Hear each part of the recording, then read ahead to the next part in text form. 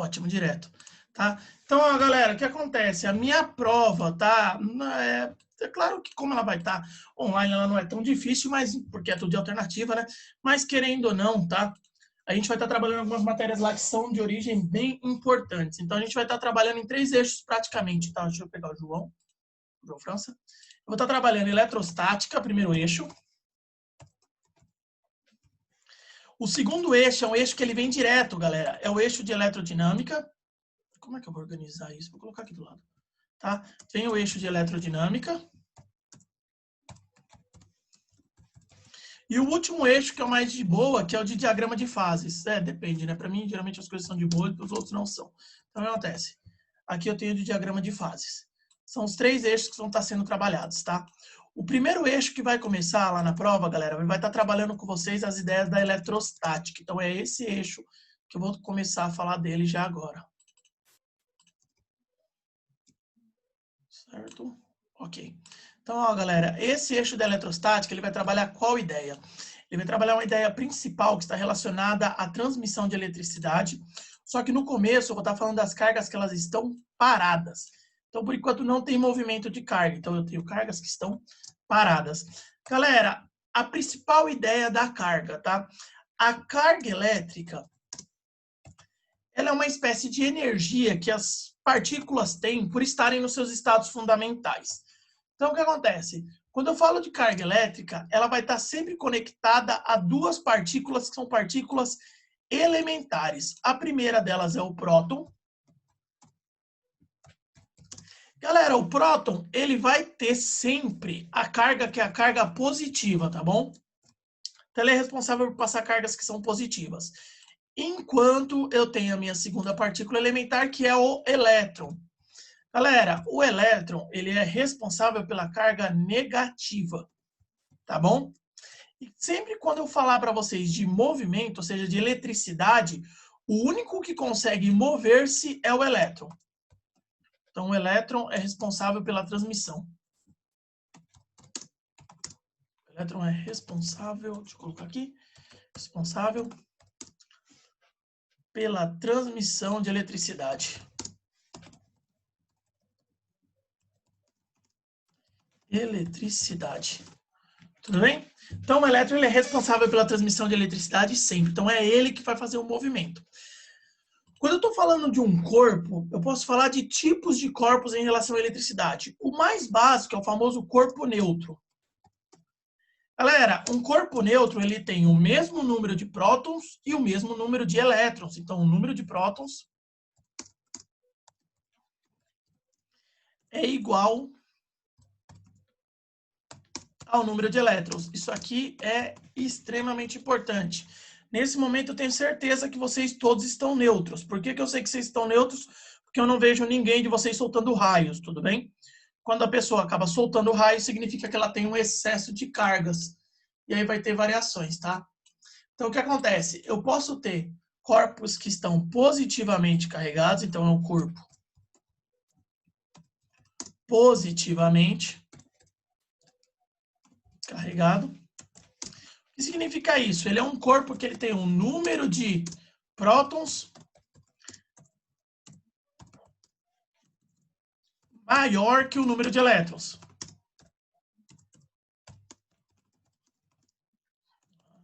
Número de elétrons.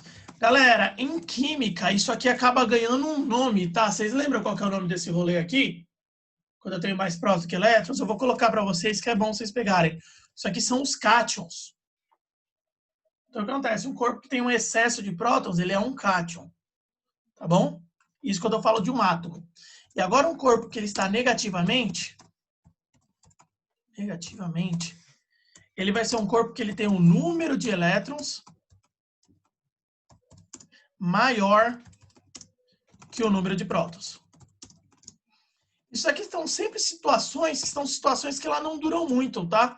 Por que elas não vão durar muito? Porque a natureza ela tende ao equilíbrio, ela não consegue manter as coisas em excesso. Se ela tem algo em excesso, ela acaba depois buscando uma maneira de equilibrar. Então, galera, esses corpos aqui são chamados ânions. Tudo bem? Ótimo. Só que um corpo grande, tá bom? Ou um corpo qualquer, geralmente não vai ter apenas um elétron ou um próton. Ele vai ser feito de uma quantidade muito maior. Então, como eu tenho uma quantidade muito grande de elétrons, eu defino uma coisa chamada de carga elétrica. A carga elétrica, ela vai ser calculada geralmente pela letra Q, bem? E ela vai ser o quê? O número de unidades a mais. Então, vou colocar esse a mais que é importante. Geralmente é representado pela letra N.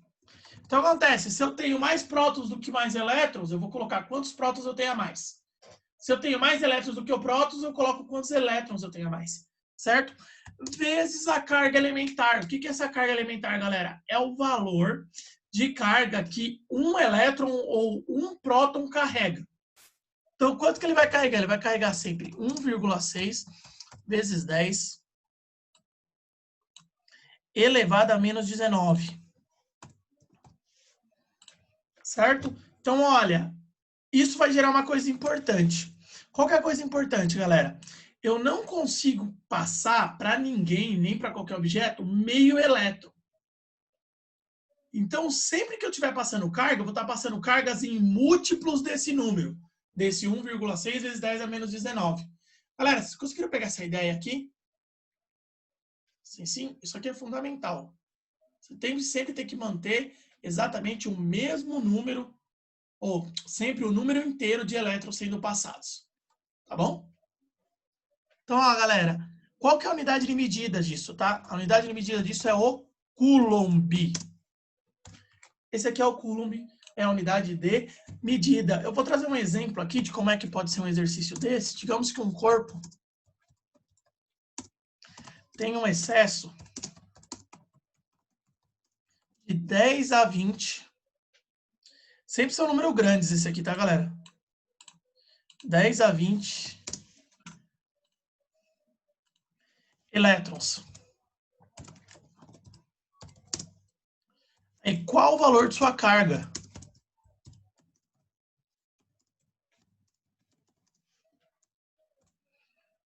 Certo? Então, galera, ó, direitinho, vocês podem jogar aqui de boa, tá? Q é igual a N vezes 1,6 vezes 10 elevado a menos 19. Então, isso que vai ficar Q é igual a N. N é o que eu tenho a mais, nesse caso 10 elevado a 20, vezes 1,6 vezes 10 a menos 19. Gente, aí é só continha, tá? O que acontece? Vai ficar ali o 1,6 vai ficar igual, e aí eu só vou fazer contas com potências, tá? Então vai ficar 1,6 vezes... Galera, 10 a 19 com 10 a 20, vai sobrar 10 a primeira, ou só 10. Então isso aqui vai ficar 1,6 vezes 10, que vai me dar uma carga de 16 coulombs. Esse exercício aí, galera, de boa? O que tende a aparecer é mais isso, tá bom? Nos exercícios lá que caem vestibulares. Bem sossegado, bem suave, tá bom? Tô salvando essa tela, caso, além de eu estar gravando, além de eu estar gravando, eu tô salvando essa tela, depois eu envio todas para vocês, tá? Então, ó, tô apagando todas eles aqui, pra gente continuar esse debate. Por quê? Agora eu preciso começar a falar para vocês sobre os processos de eletrização. Existem vários, mas existem os 3 principais que são aqueles mais interessantes para a gente. O primeiro deles é o processo de eletrização por atrito. Você atrita um objeto com outro, nada mais, nada menos. E aí o que acontece? Sempre você vai ter no final sinais diferentes. Isso vai significar, tá, galera? Que um objeto vai ficar positivo, enquanto o outro obrigatoriamente fica negativo. Então, é um positivo, um negativo. A treta geralmente é saber quem é que vai ficar positivo, quem é que vai ficar negativo. Para conseguir pegar isso, galera, tem uma coisa chamada de série triboelétrica. A série triboelétrica, ela deixa isso perfeito. Então, o que acontece? Ele faz certinho o que fica positivo e o que fica negativo. Só que tem algumas coisas que eu acabo deixando como certo, porque é o que tem de acontecer. Tudo que é orgânico tem uma tendência muito grande de ficar positivo. E aquelas coisas que nós consideramos inorgânicas têm tendência de ficar negativa. O exemplo claro disso aqui, galera, seria caso eu estivesse atritando caneta e papel, tá bom?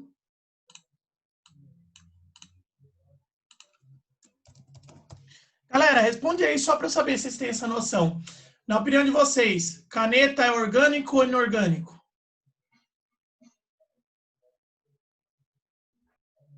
Inorgânico? Inorgânico, porque ele é feito de plástico, né, em si.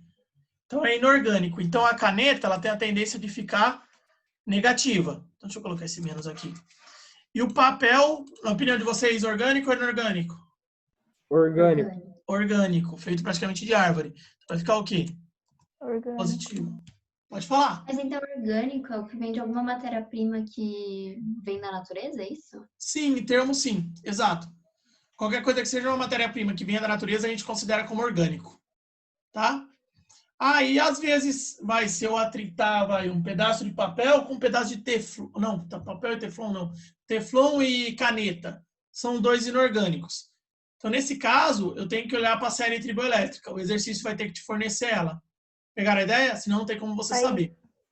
Ô, Rogério, aí usa a série triboelétrica para ver qual que é mais positivo do que o outro, é isso? Ou negativo? Isso. Ó, eu vou colocar aqui. Eu tô tirando essa série e tô voltando. E eu vou jogar aqui no Google só para a gente entender como é que vê ela, tá? Então, ó, joguei no Google. Tinha uma na atividade, não tinha, Rogério? Tinha uma lá.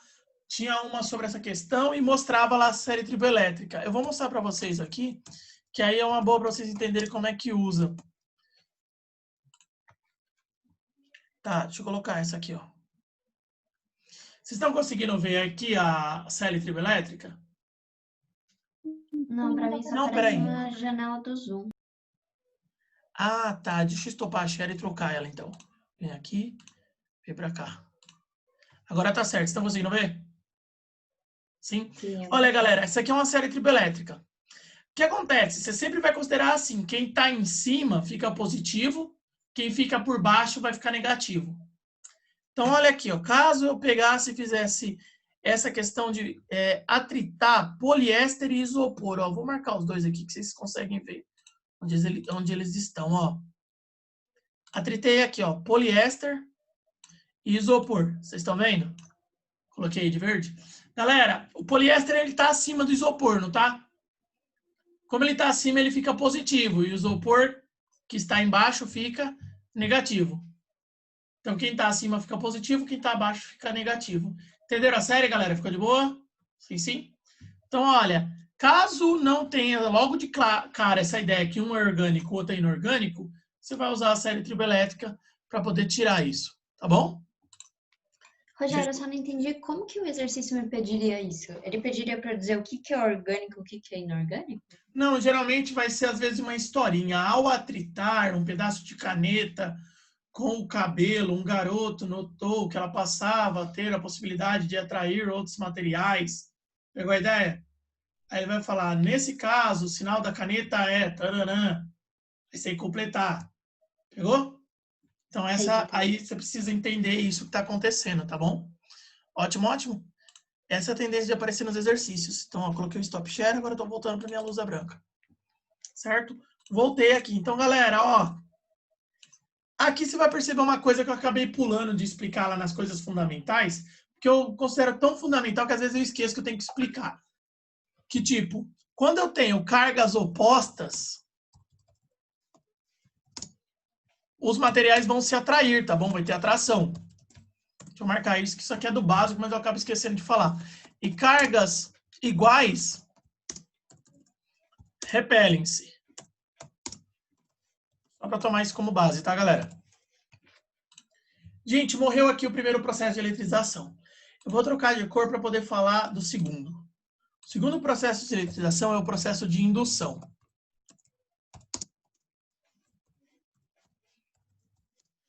entender o processo de indução, é melhor eu fazer pelo desenho. Então, o que eu faço, tá?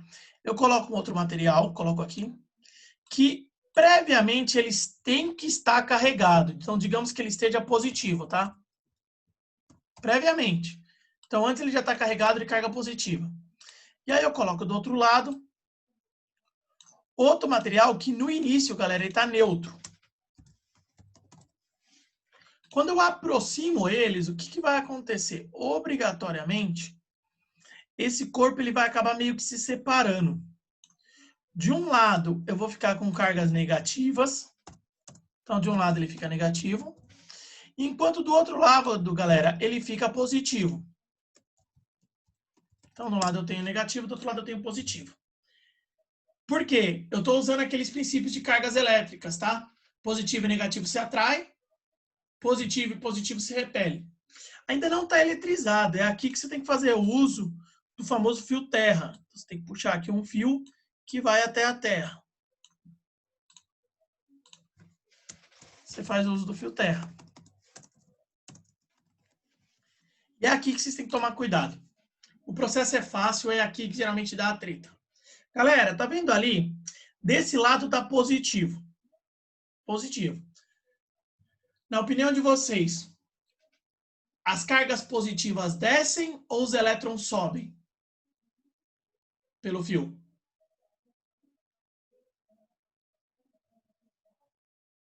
Tô vendo aí, estão com as caras meio de dúvida mesmo. A treta é essa. Qual que é? Por isso que lá no começo eu falei, você nunca pode considerar que os prótons se movem. Então, olha, na hora que você estiver fazendo uma análise e você pensar, as cargas positivas estão descendo. Você pensou isso, está errado. Porque o único que pode se movimentar são os elétrons. Então, o que acontece? Nesse caso aqui, os elétrons sobem. Sobem da Terra. Pegaram a ideia, gente? Essa parte é fundamental, tá? Aí o que acontece? Depois que eu faço isso, gente, pode falar. O próton só vai se mexer com aquele acelerador de partícula, né? É Só. isso? Eu tenho que ter um acelerador de partículas e é caro para poder se movimentar. Tá. Senão eu não consigo de jeito nenhum movimentar ele. E é o que eu faço agora, galera. Agora, para deixar ele mesmo eletrizado, eu corto o fio terra. Depois que eu cortei o fio terra, o que vai acontecer? Vou fazer aqui embaixo, aqui e aqui. O corpo que estava positivo se mantém positivo. E o outro corpo agora fica negativo. O outro corpo fica negativo. Fechou o processo. Então, uma coisa que vocês têm que ficar de olho nesse processo de eletrização, sempre, sempre, sempre, eu tenho cargas, eu tenho sinais opostos, tá bom? Sinais diferentes no final, tá? E não tem contato. Isso aqui é essencial. Não tem contato. Você não pode encostar. Se você encostar, acabou a indução. Tá bom? Morreu o segundo processo. Agora eu vou salvar e vou partir para o terceiro, tá? O terceiro processo, galera, é o que geralmente a galera acaba travando mais, tá? Ele tem o nome de contato ou condução, tá? Ele é o processo que a galera fica mais travada assim, porque geralmente é o que envolve conta. O que vai acontecer? No final desse, geralmente você vai ter cargas iguais. E o valor dessas cargas, ela vai ser igual à média aritmética das cargas. Você vai ter que fazer uma média entre elas. Então, eu vou colocar um exemplo para vocês terem uma ideia, tá? Digamos que eu tenho um exercício 1 aqui. E aí eu falo que no início eu tenho cargas, tudo bem? Uma carga A, que é igual a 10 coulombs. Uma carga B, que é igual a menos 6 coulombs. E uma carga C, que é igual a 0.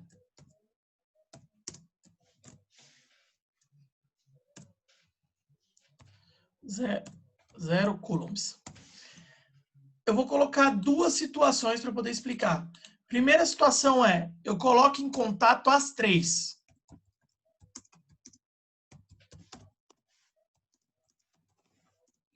E separo. Qual as cargas finais?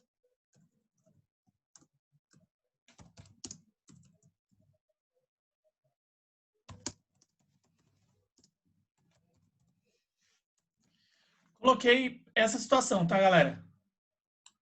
Primeira situação, tá? Coloquei em contato as 3 e depois separo. O que eu vou ter que fazer nesse caso? Eu vou pegar e vou fazer a soma geométrica das 3. Então, vai ficar QA mais QB mais QC, tudo isso dividido por 3.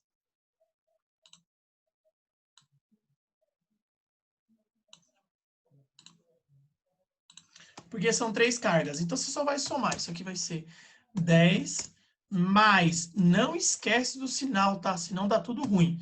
Menos 6 mais 0. Tudo dividido por 3.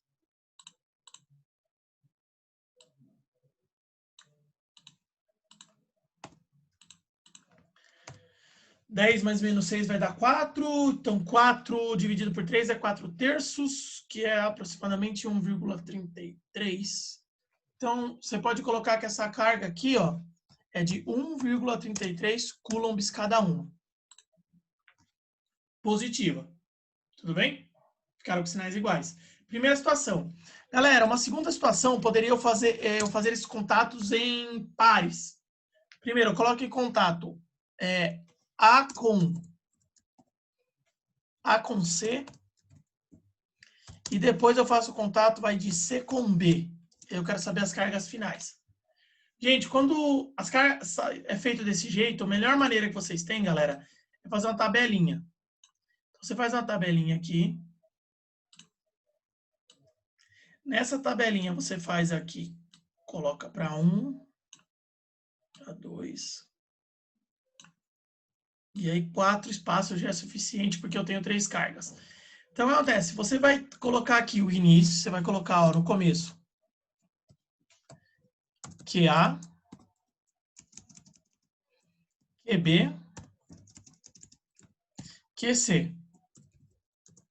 Faz isso no começo. Aí aqui, ó, primeiro você coloca o início. Então, você coloca as cargas deles. 10, menos 6 e 0. E aqui, agora, você vai colocar os contatos que tiveram. O primeiro contato é A com C. Tá vendo ali? Então, o que eu vou fazer? Eu vou fazer a soma. Então, ó, o valor de A é 10. Com C, que é 0, vai ficar 10 mais 0. 10 dividido por 2, 5. Então, é 5 aqui. Eu não mexi no B, então fica menos 6 ainda. E no C é 5. Pegaram a ideia, gente? Esse primeiro passo? Pera, por que deu 5?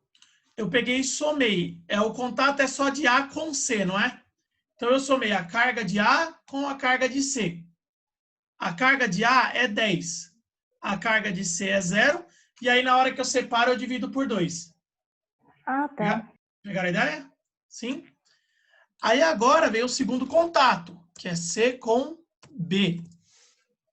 E aí, C com B vai acontecer o quê? Eu não mexi em A, então repete a carga, 5. Agora, C com B, eu vou fazer menos 6. Menos 6 mais 5 e vou dividir isso por 2. Galera, menos 6 mais 5 vai dar menos 1. E aí, menos 1 dividido por meio vai dar... Ó, já deu o resultado. Menos meio. Tudo bem? Então, fica o quê? Rogério, a carga do que você está colocando junto com o outro, por exemplo, tanto do A quanto do C, quando você atrita o A com C, elas vão ser iguais. Então, tipo, essa próxima carga do C, ela vai ser igual à carga do B, porque você atritou ela. Exato. Sempre isso. Sempre isso. Eu só vou Tá. trocar a palavra que você usou, tá, Bia? Não usa atritou, porque senão você pode confundir com o primeiro processo. Usa entrou em contato. Só isso, tá? Tá bom, Para ver que beleza. são processos diferentes. Tá? Então fica menos 0,5 e do outro lado, menos 0,5. Porque tem uma diferença, acho que você deve ter percebido, mas tem uma diferença grande entre esse processo e o processo de atrito. No atrito, você fica com Não, sinais sim, diferentes. sim. Eu lembro da diferença. Achei que você estava falando de atrito mesmo, mas eu realmente entendi essa Pegou a parte. ideia, São né? duas coisas diferentes. Ótimo. Então, galera, fica menos meio e menos meio e a carga A fica com 5. Então, agora, não importa qual é o número de contatos que vai ocorrer. É só você ir fazendo isso sempre, de soma dividido por 2, soma dividido por 2. Conseguiram pegar, galera, esse rolezão aí? Por enquanto? Galera, a eletrostática morreu. Então, o primeiro eixo morre aqui, tá? O segundo eixo é um eixo direto. Então, ó, vou apagar. Só tô salvando. Rogério, Calma. Calma, tá bom, pode deixar.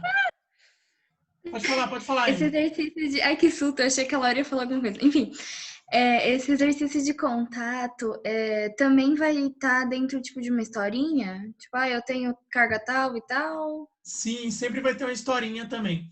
Lá na lista de exercícios que eu mandei para vocês, eu acho que tem Eu uns não 4 tenho exercícios mais. Quer desses. dizer, eu acho que eu não achei ela, porque o pessoal da minha querida sala fica comentando Colocaram um em monte de cima. coisa lá. Pera aí que eu vou resolver isso aqui. Se E você aí, puder truta? mandar de novo, por favor. João Pedro, fica mandando figurinha, tomando cu.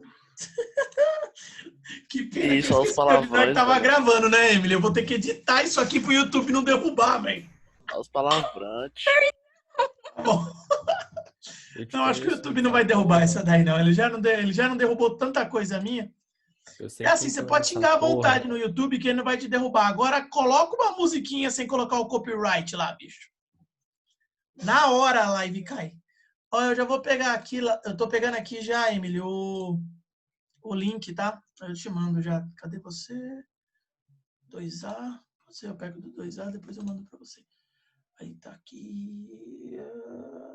Onde está eu? Atividade pós-férias 1.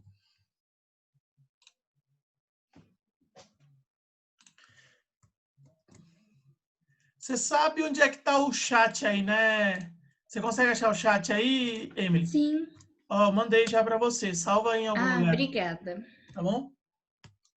Então já tá lá essa atividade. Se olhar, a atividade tem uns 3, 4 exercícios aí. É uma historinha mesmo, falando de como é que vai trabalhar. Tá bom? Então, ó, deixa eu colocar aqui, deixa eu jogar pro próximo. Deixa eu voltar lá para a tela. Tá? Laura, deu para copiar aí? Sim. Eu Sabe? só tava... Tá printando? Tá. Então, ó, galera, deixa eu dar um save aqui, ó. Apaguei, já salvei essa tela. Então, ó, galera, agora a sequência já vai direto. Ela vai para onde? Ela vai para a corrente elétrica. Porque agora, quando eu falo de corrente elétrica, galera, eu estou falando de movimento de elétrons. E é aquela ideia, quem se movimenta são os elétrons, tá bom? Como é que eu calculo a corrente elétrica? Corrente elétrica geralmente é uma letra que a gente usa a letra I, mesmo sendo muito estranho isso, tá? É a corrente elétrica. E aí o que ela vai ser? Ela vai ser a carga que passa em certo tempo. Então é carga dividido por tempo. A unidade de carga, galera, obrigatoriamente é o Coulomb. Enquanto a de tempo, você tem sempre que manter em segundos. Galera, e o Coulomb por segundo ganha um nomezinho bonito, que é o ampere. Então, sempre que você vê o ampere em algum lugar, você vai saber que já é a carga elétrica. Obrigatoriamente. Então, vocês têm aqui os amperes de carga. O que eu tenho que chamar a atenção para vocês? Cuidado com aqueles nomes que aparecem antes, tipo miliampere. Galera, miliampere é 10 elevado a menos 3, tá? Ou dividir por 1000. Também aparece o microampere, que é 10 a menos 6.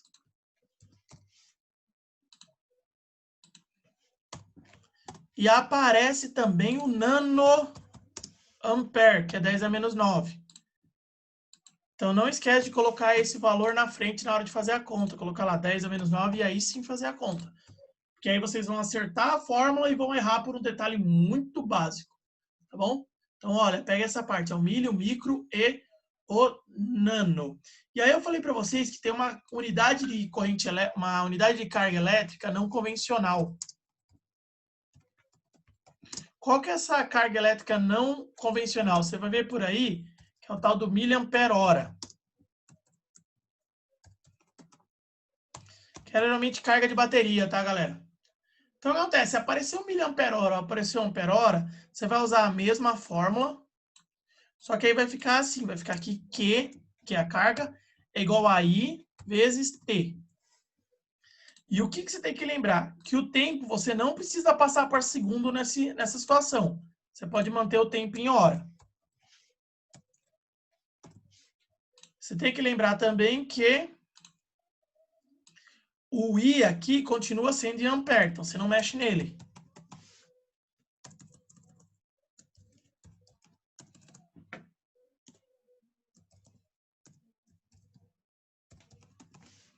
E só a carga sim você vai ter que fazer uma alteração, que ela vai aparecer em miliampere-hora.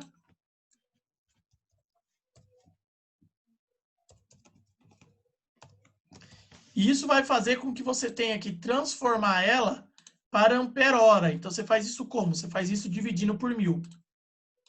Então você dividiu por 1000, você tem o ampere-hora.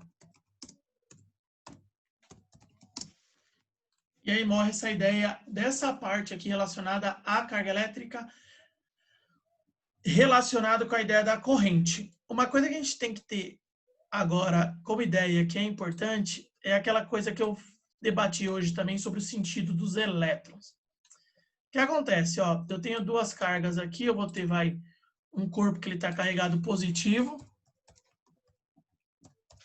e um corpo que ele está carregado negativo, tá? Corpo positivo, um corpo negativo. O que acontece? Eu vou pegar aqui, vou conectá-lo, digamos assim. Eu vou pegar aqui, vou colocar nessa parte preta um fio que ele vai daqui para lá. A gente vai precisar discutir aqui o sentido da corrente elétrica. Então, o que acontece? Existe o sentido que é o chamado sentido convencional, que é o que a gente usa no dia a dia. Qual que é o sentido convencional, tá, galera? O sentido convencional, ele sai do positivo e vai para o negativo. Positivo e sai para o negativo, tá bom? Em contrapartida, existe o sentido real, que é o sentido dos elétrons. O sentido real é o contrário, tá?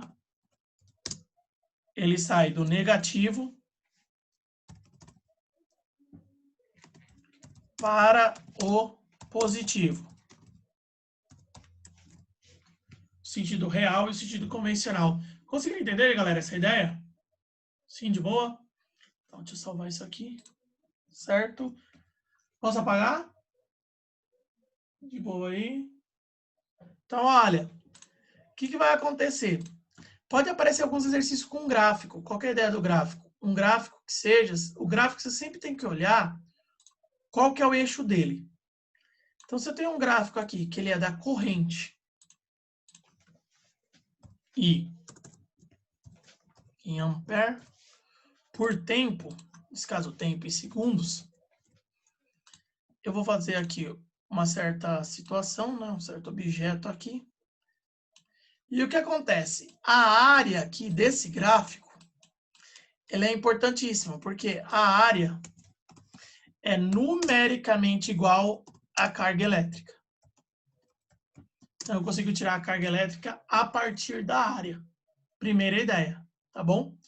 Agora, a segunda ideia que eu trago é, geralmente, a corrente elétrica ela não vai fluir com liberdade. Não tem como ela ter uma liberdade na hora que ela flui. Por quê? Porque ela vai acabar batendo, ou seja, colidindo com a rede cristalina do material. Isso dá origem à ideia da resistência elétrica.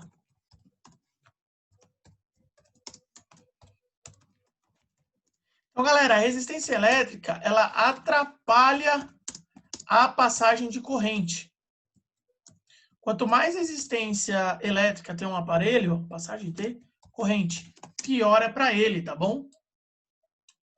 Então, o que vai ocorrer, galera?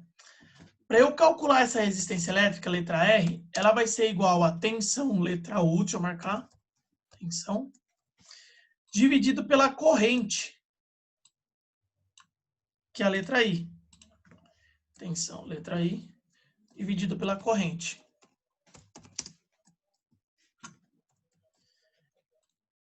Isso aqui vai dar uma unidade de medida, que é o chamado ohm. Galera, é comum também você ver essa letrinha aqui junto, tá? Deixa eu colocar ela aqui, ó. Que é a letrinha do God of War lá, galera. Ela é também comum você ver. Unidade de medida, ela faz isso aqui, ó. A letra é meio estranha, tá bom? Mas ela também é a letra para ohm. Qualquer aparelho que obedeça essa lei, ele é chamado de resistor ôhmico. Resistor ôhmico. Qualquer aparelho que obedeça essa lei. E ele vai ter um gráfico característico. Qual que é o gráfico que isso aqui vai acabar girando? Ele vai acabar girando aqui um gráfico, que é um gráfico de tensão U em volts,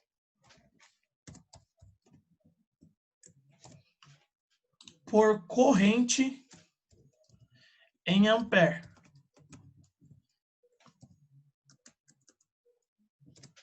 Esse gráfico, galera, obrigatoriamente é uma reta, caso ele seja um resistor ôhmico.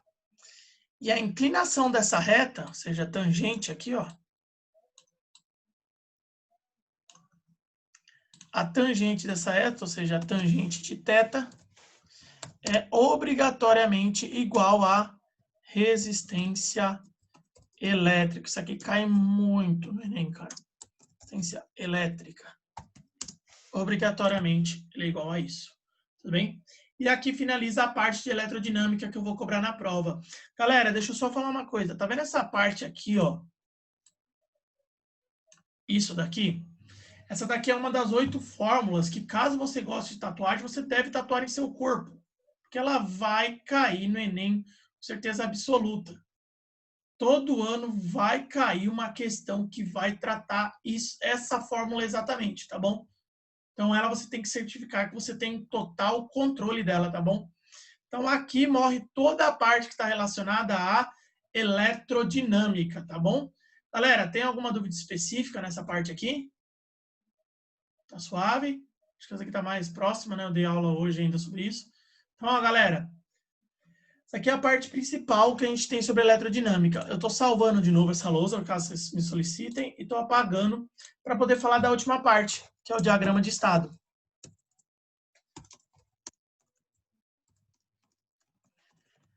O que o diagrama de estado faz, tá, galera? O diagrama de estado, ele fala para você que quando você define o estado físico da matéria, ele vai depender de 3 características praticamente: pressão, volume e temperatura. Se eu faço um gráfico da pressão pela temperatura de alguma substância, deixa eu colocar aqui, pressão por temperatura. Existe uma tendência de aparecer 3 tipos diferentes de curva. Vou trocar as cores para dar o nome para elas. Tá? Primeira curva, uma curva que sai daqui e ela faz isso.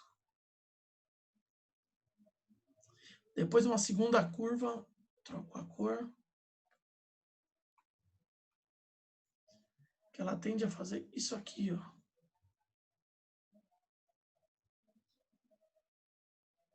Tudo bem? E aí eu vou trocar a corzinha dessa, eu só vou fazer por cima para ficar mais claro, de verde. E eu vou apagar esse.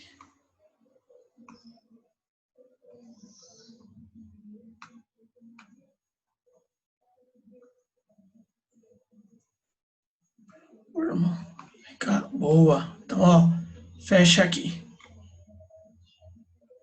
O que acontece? Quando eu faço essas três curvas, ela define os estados da matéria. Todo mundo que acaba caindo aqui, ela está no estado que a gente fala que é o estado sólido. Quem está aqui embaixo, quem está aqui, ó, se encontra no estado que é o estado líquido. E quem está aqui se encontra no estado que é o estado gasoso. Tudo bem? Então, essas três curvas vão ganhar nomes diferentes. Então, eu vou colocar conforme a cor, tá? A primeira curva é a passagem de sólido para líquido. Eu estou falando de verde ali, tá? Então, essa aqui é a curva, que é chamada de curva de fusão. É a passagem de sólido para líquido. Então, o contrário também é verdade aqui, liquefação, tá? Então, é a curva de fusão e liquefação. Agora, eu vou colocar de vermelho, é a passagem de sólido para gasoso. Então, essa daqui é a curva de sublimação.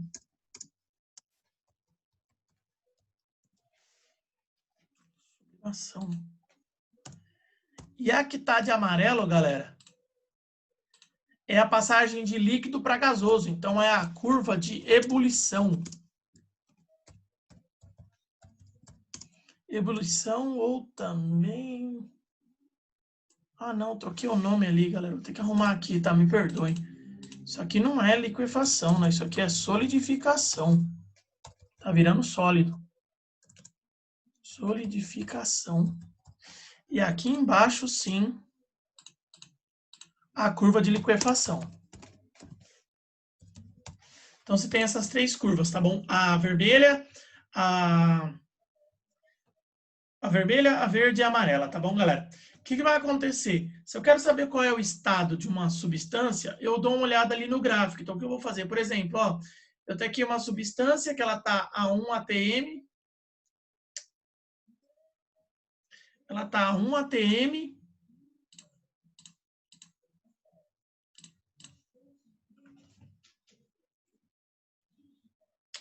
De novo, isso aqui... Ah, deixa eu colocar aqui. Sai daqui, irmão.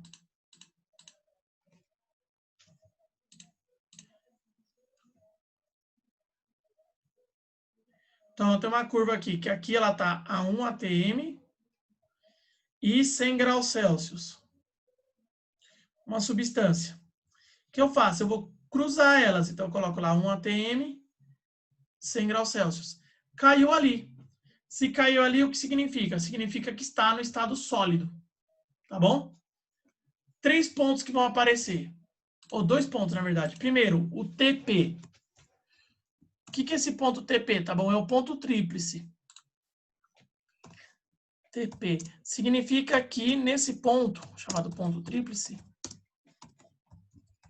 a substância está nos 3 estados.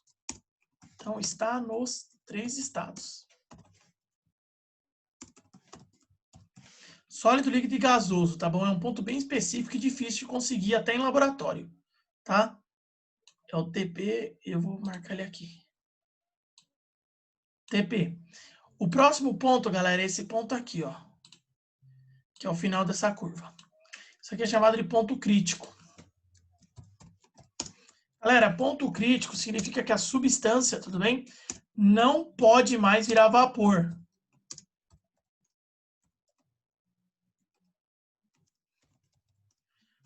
Significa que ela está no estado de gás. Então, para eu conseguir fazer com que ela retorne ao estado de vapor, eu não posso apenas fazer a mudança da temperatura, tá? Que nem vai a água, eu alterei a temperatura, eu posso fazer ela passar do estado de vapor para o estado líquido, ou seja, quando chove. Alterou a temperatura, esfriou, chove, acabou. Tá bom? Ele passa. Agora, quando ela está no estado de gás, eu preciso alterar a pressão junto. Obrigatoriamente.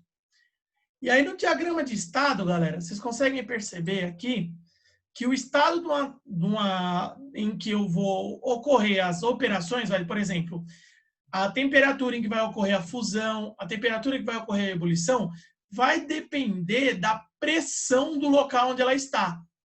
Então, qual que é a tendência, tá? Quando você tem aumento de pressão, tem também o aumento da temperatura da transformação. Então, o que acontece? Ó, se eu pego e coloco uma panela de pressão, qual que é a função da panela de pressão? A panela de pressão ela tem como função aumentar a pressão interna da panela para poder aumentar a temperatura em que a água passa do estado líquido para o estado de vapor. Então, o que vai acontecer? A água dentro da panela de pressão, ela só vai ferver quando ela estiver batendo lá 120, 130 graus Celsius. Essa é a utilidade. E, galera, isso também vai estar relacionado à questão de você estar descendo, vai lá para a praia. Na praia, geralmente, você tem pressão alta. Então, o que vai acontecer? A água vai ferver lá a 100. Conforme você vai subindo, por exemplo, você vai para São Paulo, a água não vai ferver a 100, ela vai ferver a 95. Por quê? A pressão diminui. La Paz, na Bolívia, 87.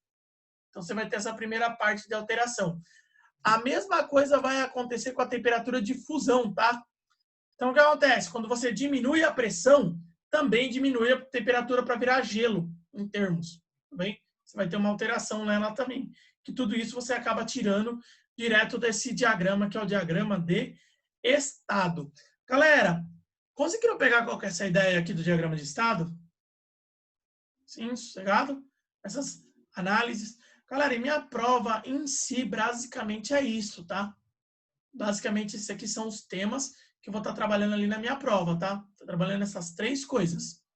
Ou eletrostática, eletrodinâmica e a parte do diagrama de estado, tá bom? Vocês tratarem essa situação. Tem alguma dúvida específica? Como é que tá aí? Me fala aí. Tá de boa por enquanto, tal? Suave? Vocês querem que eu pegue algum exercício, um exercício de cada tópico lá da lista para resolver? Pode ser? Sim. Sim? Então, ó, Sim. eu tô tirando essa share, tá? E tô indo lá para share dos exercícios. Então, ó, tá aqui. Vou colocar share screen. Eletrostática, eletrodinâmica. Vocês estão vendo a lista de exercícios aí? Sim. Tá, então, ó, deixa eu colocar um nome aqui, ó, Jubileu. Jubileu número 45. Ele é da turma A. Aí aqui tem toda essa parte. Sim, sim. Ótimo, ótimo. E aí, próximo. Ótimo. Então, olha aqui. Primeiro exercício ele fala, considerando os princípios da eletrostática, é correto afirmar que isso aqui é muito fácil. Cargas elétricas de mesmo sinal se atraem. Verdadeiro ou falso? Aí, grita aí pra mim, vai. Isso aqui é falsíssimo, né, galera? Esquece isso aqui. O que acontece? Carga de mesmo sinal não se atrai. Cargas de sinais diferentes se repelem. Não, tá errado também. Aí, cargas elétricas são compostas... Não, ruim, errado. Tudo bem? Cargas elétricas não são compostas de nêutrons. Cargas elétricas positivas são compostas de elétron. Meu Deus do céu. E um sistema eletricamente isolado, a soma algébrica das cargas positivas e negativas é constante. O que ele está falando? Cargas não somem, tá, galera? Essa é a ideia. Não tem como a carga desaparecer. A soma entre as cargas positivas e negativas sempre é um valor que ele é constante, ele não vai mudar. Pegaram a ideia aqui, galera? Então, essa aqui logo de cara é aqui, ó. Tá bom? É a correta. Então, ela só trabalhou aí uma ideia simples, que é a ideia está relacionado a princípios, tá bom? Aí essa aqui é interessante, tá? Ela fala assim, ó, eu tenho duas esferas metálicas, eu vou tirar aqui. Duas esferas metálicas iguais, fixadas sobre bases isolantes. Elas estão eletricamente carregadas com carga 6 e menos 2 coulombs. Quando separadas por uma distância d uma da outra, as esferas estão sujeitas a uma força de atração. Então, elas estão sentindo atração. Elas são colocadas pelas bases e até serem colocadas em contato. Coloquei elas em contato. A seguir, elas são novamente movidas pelas bases até retornarem à mesma distância.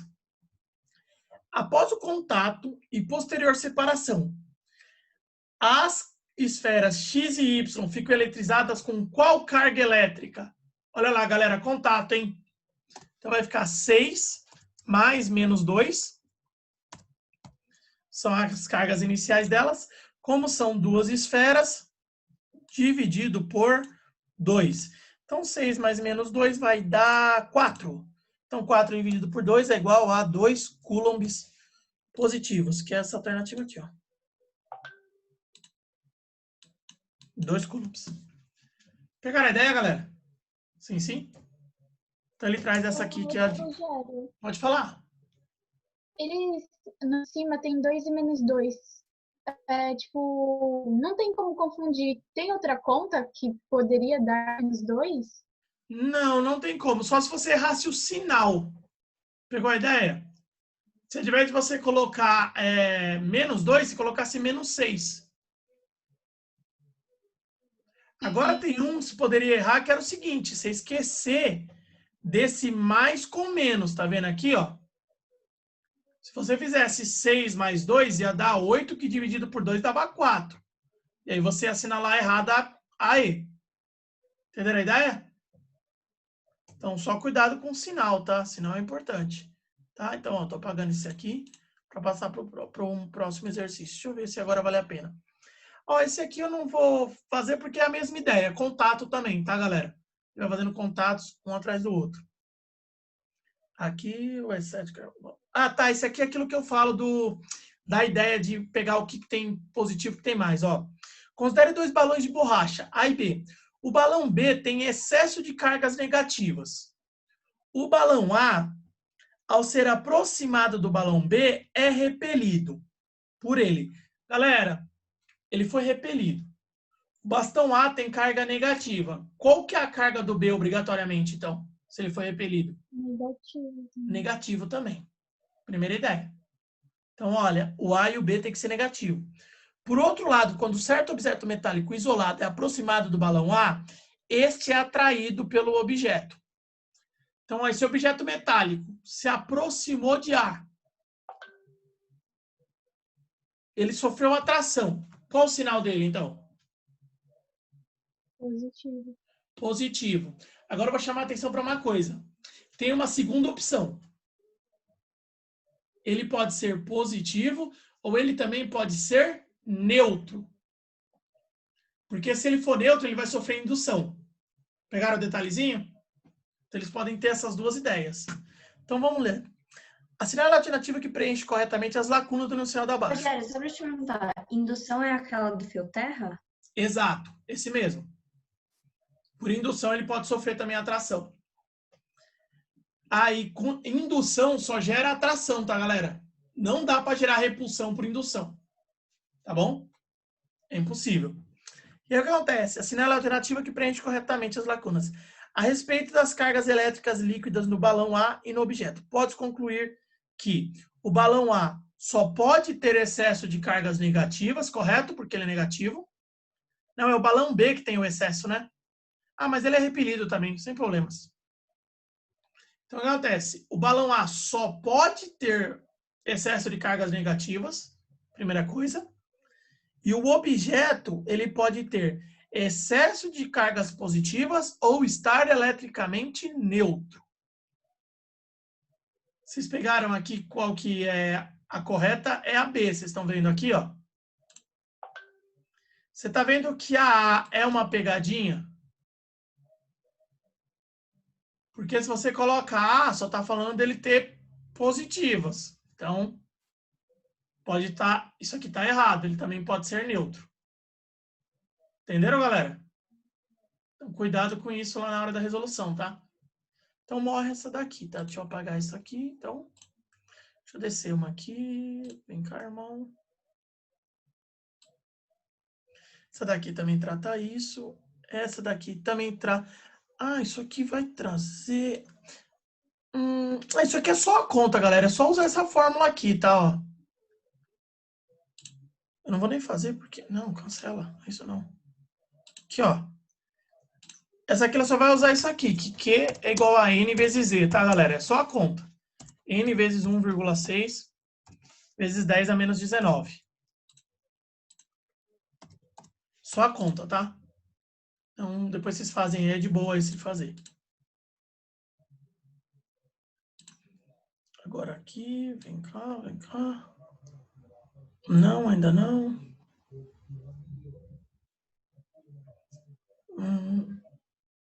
Tá, essa daqui ela vai trazer a fórmula do... Tá relacionada à nossa questão de eletrodinâmica. Ela fala assim, ó. Eu tenho um raio, um fenômeno atmosférico caracterizado pela passagem de corrente elétrica entre a nuvem e o solo. Aí considere que um raio transfere 2 vezes 10 a terceira ampere. Nessa situação, a corrente elétrica nesse circuito é... Galera, a única coisa que você tem que lembrar é que ampere é o quê? Coulomb por segundo. É a alternativa A. Tá vendo aqui? Então, é 2 vezes 10 a terceira, Coulomb por segundo. Pegaram a ideia?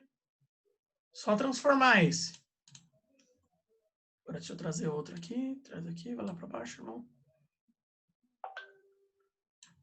Tá, boa. Esse aqui vai trazer a aplicação da fórmula. Então, eu vou fazer só ele aqui, aí já consegue, já é suficiente para vocês. Ele vai fazer o seguinte, ó. Pela seção de um condutor metálico submetido a uma tensão elétrica, atravessam 4 vezes 10 a 18 elétrons em 20 segundos. E quer saber qual é a corrente elétrica. Então, galera, a corrente elétrica I vai ser igual a Q dividido por T. Então, ó, trazendo isso, vai ficar que I é igual ao Q é N vezes 1,6 vezes 10 a menos 19. E aí, dividido pelo tempo. Dividido pelo tempo. Então, agora eu só vou substituir. Então, vai ficar que I é igual ao valor, ele passa 4 vezes 10 a 18 elétrons. Então, é 4 vezes 10 a 18. E aí, vezes 1,6 vezes 10 a menos 19.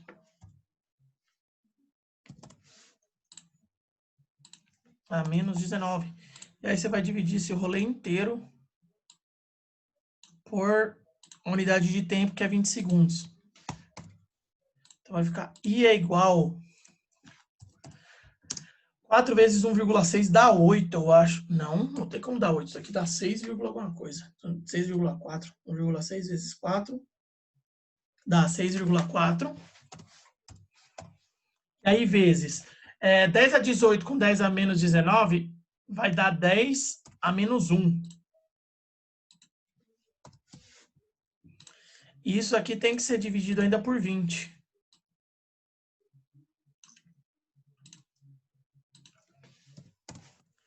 Isso aqui vai dar valor de I é igual aí 6,4 por 20 vai dar 0,30.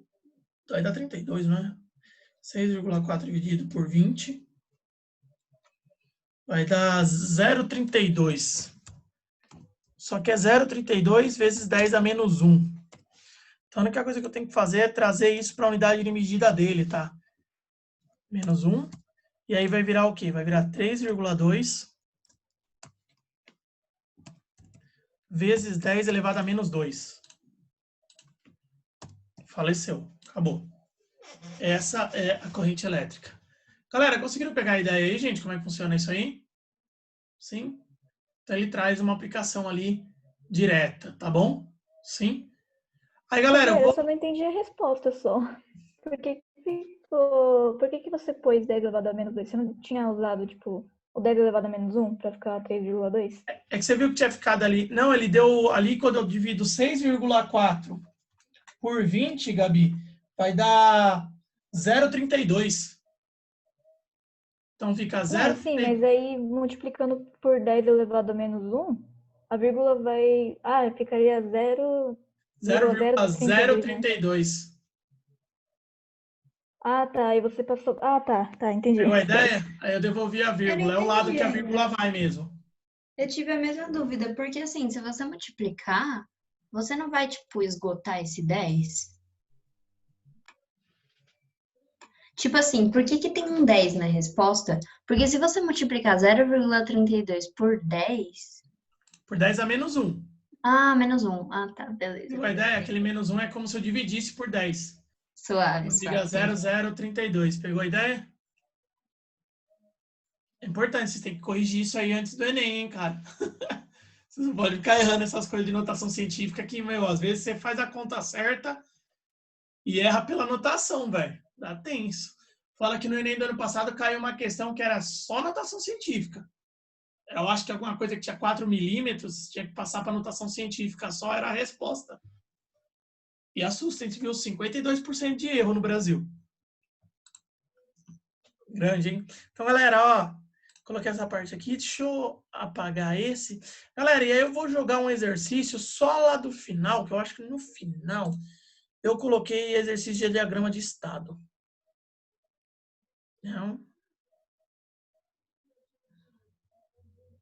Não. Ah, tá. Esse aqui é de diagrama de estado, ótimo. Então eu respondo ele aqui. Então, ó, vai ficar assim. Para responder a questão, considere as informações e preencha com verdadeiro ou falso. Então, deixa eu colocar a ordem. Primeiro, uma panela de pressão cozinha alimentos em água em um tempo menor do que as panelas comuns. Esse desempenho da panela de pressão se deve a, boa, influência da pressão sobre a temperatura de ebulição da água. Verdadeiro. É a pressão que faz ela cozinhar melhor. A maior espessura das paredes e ao maior volume interno da panela de pressão. Olha, a maior espessura das paredes é verdadeiro porque não deixa o calor sair. Agora, essa questão relacionada ali ao maior volume interno, pode ser verdade, aumenta o volume. Tá, verdadeiro. Aí depois, a temperatura da água que é menor do que 100 graus Celsius. É justamente o contrário, né? A temperatura da água fica maior. Então é falso. A pressão interna de uma atmosfera mantida pela válvula de pressão da panela. Não. Isso aqui é falso. A pressão que a válvula mantém é a pressão que ela é maior. Então, o que acontece? Quando chega numa pressão que é aproximadamente 1,5 atmosferas ou coisa do tipo, aí a panela de pressão, ela libera a pressão para a pressão de dentro da panela sair para fora. Inclusive, é uma coisa que você tem que ficar bem de olho, que eu tenho certeza que vocês morrem de medo de panela de pressão, né, bicho? Quem não morre de medo? O bagulho apita, mano. O bagulho explodir. Galera, se a panela de pressão não apita, ou seja, ela não está apitando, você tem que desligar ela, viu? Porque o que acontece? Significa que a válvula de pressão dela tá zoada. E a explosão desse bagulho é de outro mundo, tá bom? Então tem que tomar cuidado. Panela de pressão tem que trocar a válvula de pressão dela de tempos em tempos. Importantíssimo, tá bom? Então, ó, salvei aqui, coloquei E ali, ó, VVFF. Tudo bem? Coloquei isso aqui, certo, salvei, apaguei. Tá bom? Certinho? Deixa eu colocar. Galera,